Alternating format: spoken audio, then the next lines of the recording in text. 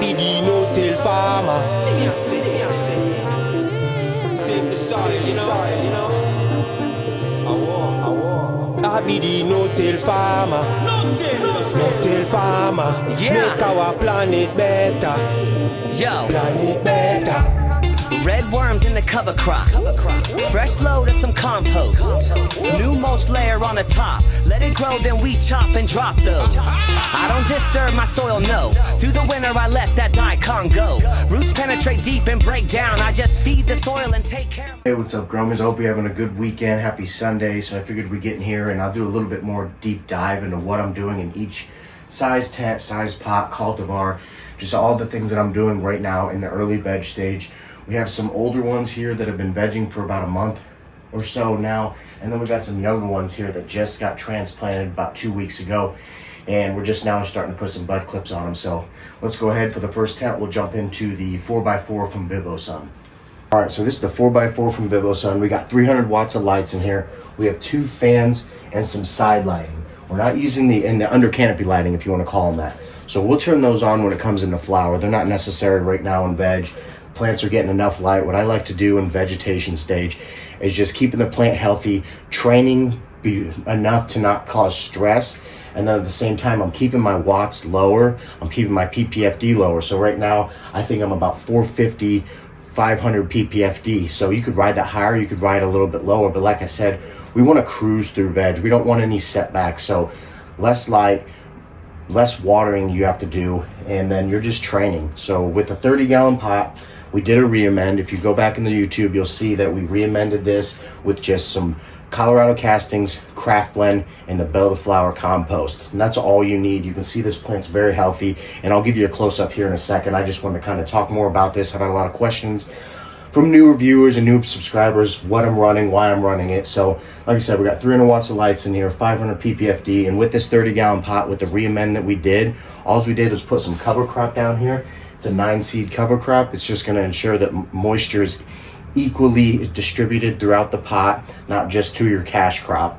And then we're just watering only. That's all you have to do when you're getting to the 15 and up pots. I haven't ran a 15-gallon pot, so I can't be for sure, but a lot of growing no-till gardeners say that 15-gallon will work. With 30-gallon, it is. You just re-amend it, and this is on its 4th cycle here, so we've done just re-amends, no soil test, the same way, and it's absolutely crushing it. So 30 gallons a really good way to get started into gardening, organic gardening, to where you just do a good re-amend, and then you're just watering only throughout the whole grow, doing your trainings, doing your LSTs, and then when you get into flower, all you have to do is drop your humidity a little bit and keep up on the watering, and that's it. It's a set it and forget it type of grow. So let me show you in here the health of this plant. So right now you can see it's nice and green. We just did a defoliation on this last night. I wanted to defoliate and see how quick it could pop up. That's a good way to ensure that your plants are healthy, is they can take a little stress and they're not sad or mad from too much light, too much humidity. So you want to find that fine line. Use your VPD, that vapor pressure deficit, that calculation of temperature and humidity, and that's going to allow you to cruise through veg with nice, healthy, happy plants. So you can see down in here, we got bud clips. That's just bending these down at a 90-degree angle to keep the canopy even here. So that's all we're after, is keeping the canopy even, and good temperature, good humidity, 30-gallon pot, water only, and you're going to crush it. So let's go over here. We'll skip the 8x8. We'll jump over there next. I wanted to show you the 3x3 from vivosun, or sorry, 3x3 from Spider Farmer. So we did a huge defoliation on this last night. It was a mess, and I'm going to show you a clip real quick so you can see what it looked like before. Let me go ahead and show you that.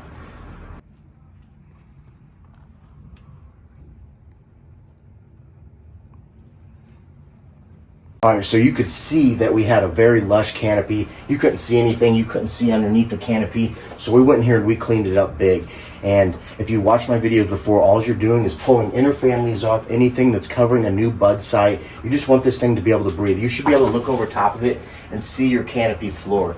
That's going to ensure you're getting good airflow in here. That's the key, like we've talked about before. Temperature and humidity, that VPD, your environment is crucial through seedling, veg, and flower. You must stay on top of this. And then it's just real simple. You're just watering only. So this is about 28 gallons of soil, so a little less than a 30 gallon, but the same concept.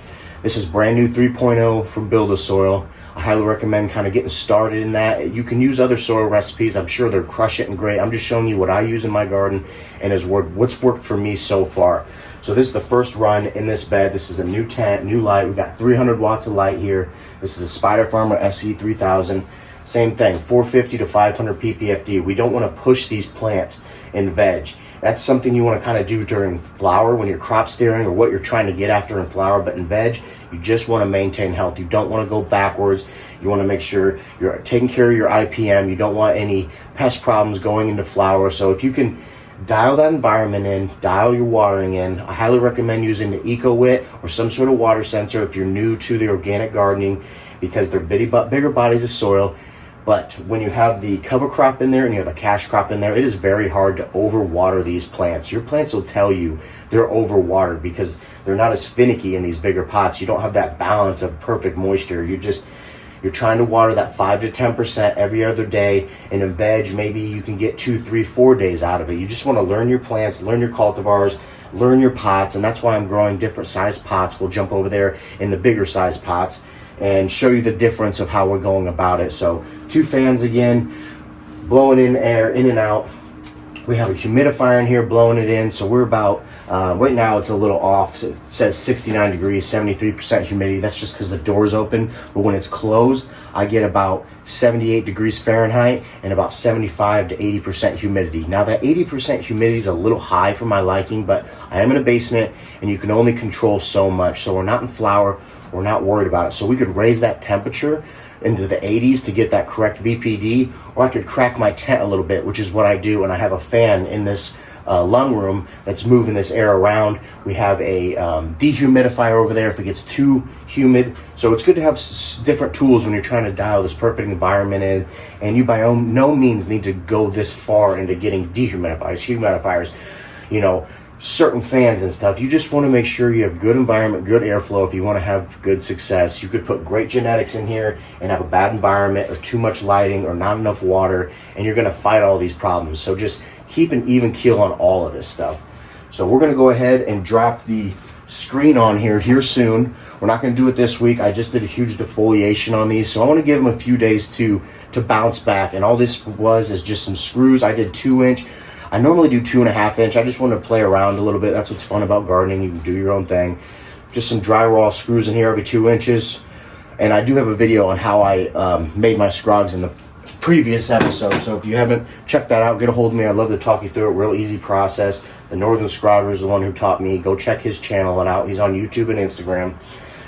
So we're just doing bud clips, training, defoliation. Everything's looking really good in here. This is the hobby bed from Grassroots. It comes with the trellis here. So this all comes with it, less than $100. It'll fit, it's a 19 by 19 by 18, so it'll fit in a 2x2. This is a 3x3, and you can see we got plenty of room around here to walk. We got side doors we can get in and defoliate. So this is the 5th dimension from Allkid. Met him in Colorado. It's a Colorado bred plant, so I'm excited to see where this turns out. We'll get the screen on it, and then we'll flip it here soon. So let me get you in here and show you a little bit more close in there. So you can see that the health is very good. You can see that you can see the canopy, or see the ground floor in the canopy. That's just ensuring we got good airflow in here. Nothing's laying on top of each other. And in veg, it's not the end of the world, but we want to get ready for flower here in the next few weeks. So we want to make sure we got good airflow. We don't want any stagnant air. We don't want any leaves overlapping, creating a bunch of moisture. So that's the 3x3 from Spider Farmer. Let's jump over here to the big one, and I'll talk about it here for a second, and then I'll get closer in here. So I think what I'm going to do here is I'm going to put like a metal trellis right here, so I can always walk through this area, because if you watched before, the crop culture was leaning off in here, and I had to like bend and duck in here. So it's fun when you get into bigger gardening, but you're going to have to start thinking about ways to make it more practical. So these are 2 70-gallon beds here. Let's go ahead and talk about the Ricky's hash plant here. All right, so we got Ricky's hash plant here from Brothers Grimm Seeds. It's a trailer park board collab, so I'm really excited about that. And we also have that in the Trader Grow back here. We'll talk about that here in a second. Just want to kind of talk about my water practices. Forgot to take that other piece of PVC out. So You can see we got the cover crop starting to cover up in here, and like I said, we talked about just to even wick moisture. The mulch is on there to be a protection from your lights. It creates that little bit of environment underneath of your straw. It grows mycelium, which is very beneficial for your soil, and that's all we're trying to do is protect this soil.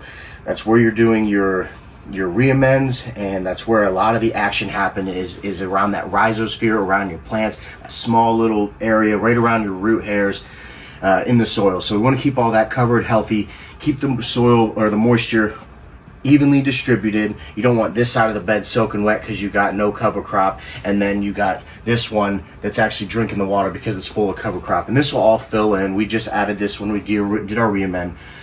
So same thing, we did a huge reamend. We go back and follow or watch the video. We did it on YouTube. Check it back a few videos. I'll show you how I reamend that. We won't get into the specifics, but it's reamended, ready to go. So now this whole room is on veg. So we're at about 78 degrees Fahrenheit and about 72-75% humidity. That seedling VPD, I like to ride that seedling VPD well deep into veg. So we're going to keep rocking that environment throughout. We want to keep these plants happy. Less work is possible. We don't want them having to work and seek for their moisture and get droopy because they don't have enough humidity in the air, and then they start searching for it in the soil, and then your soil's getting drier quicker. So keeping that environment right, keeping that humidity up is going to help you not have to water as much. So right now, this bed right here and the other bed, I've been watering every 3 to 4 days, 5%. So this is a 70-gallon bed. I usually water about 3.5 gallons every 4 days at this point, because they don't need a bunch of water. They're slow growing plants. You don't have to flood these girls with water. They're gonna tell you when they want it. But that's why, like I said, I highly recommend you get the EcoWit. It's a cheap, I think it's like $20 sensor that you stick in your soil. It'll give you a read back to your phone. And about 30% in any stage is when I like to water that 5%. Now, if I'm in flower and I get a 30%, I may do a 10% watering. So it's all about what stage you're in. So that's what's crazy about gardening, is your environment could be different than mine, so you're having to water it more, or you may have to water less because you can get better humidity. So always keep environment in mind when you're watering your plants, when you're defoliating and all of that, because you don't want lights cranking down on them after a huge defoliation. If you have to, dial it back a little bit. The idea is not to stress your plants. We're not trying to push these plants to become monsters. They'll do it on their own, I promise you that. Keeping them healthy, keeping the soil healthy, your environment.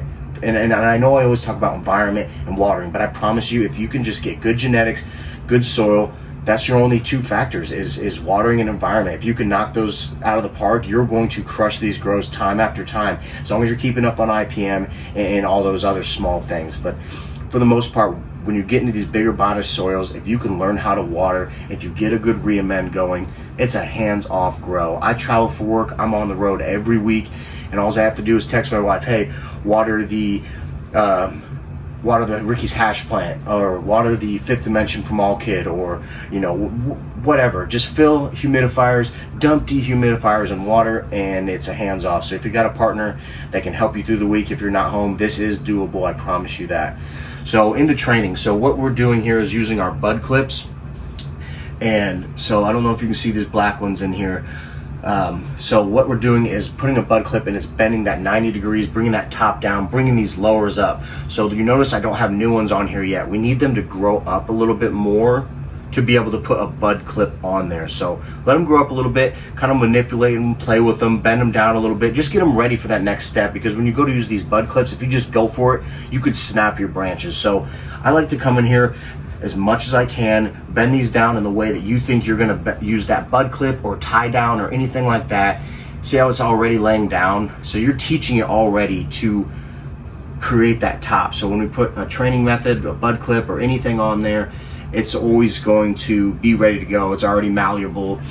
And with organic gardening, it can be difficult because there's a lot of always good moisture, so there's going to be a lot more water in your branches and allowing them to break easier. So take your time when it comes to training. I don't do any topping. I just like to bend them down, create my new tops without attacking the plant. Like I said, keeping the plants happy is all I'm about, all I care about, and the rest will come. So that's it. We're watering only. We do our reamend. We're training. Same thing in both of these beds. It's the same practice. So that's how you get good about it. And I get a lot of questions like, oh, how do you keep up with that? Well, in these bigger bodies of soil, it's not much. I come in here once a week, train. We're watering them as we should.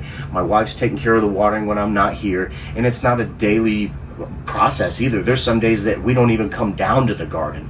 And that's amazing because those humidifiers from AC Infinity, which I love, the T7s, they are 15 liters. So you fill them up, you may not have to fill them for the whole week if you're in a good environment and you have good airflow and everything. So let's go ahead and we'll jump back to, let's go ahead and jump over here to the Magic Candy Mountain OG. We'll talk about them for a little bit. All right. This is the Magic Candy Mountain OG, and you can notice that the cover crop's a lot more lush in here. So if you've been following along, we had hypospecies miles, which is a mite. It's a beneficial mite, but too much of anything can be a problem. It took down our seedlings. So we just had the peony glue skies from crop culture growing in that bed, and this was just hanging out, growing cover crop. We cut it back, we planted more, and now it's just exploding. So I'm really excited about this. Really good health. That's how you can kind of know how your soil and your water's doing, is check your cover crop too. You want to see nice green healthy praying leaves just like you would your plants. So this actually has some vetch from my old cover crop. This is what I don't like, is the vetch. It's just messy. It grows into your plants, it grows into your buds. So we're going to kind of pull that out of here. I don't like to pull roots, but with this vetch, I'm just not a fan of it. It's a problem in the garden for me. You may like it. You may like the way it vines up stuff, but it'll vine up your tent. It'll vine up your buds. So that's like something I kind of stay away from. There's a really good no-till blend I found on Amazon. I like to shop locally if I can, but I do also want to put great amendments in here, great cover crops. So we found this cover crop online. It's the no-till forage blend, and I love it. It's healthy. It's got actual vegetables in here. So with the this is the Magic Candy Mountain OG. I don't know if you can even see them in there. There's so much green. So they're right here. You can see that we got some amazing side branching. We're doing the same thing. We're tying it down, bringing these tops down, bending it over, and that's going to allow for these other branches to grow up and become strong, healthy top colas.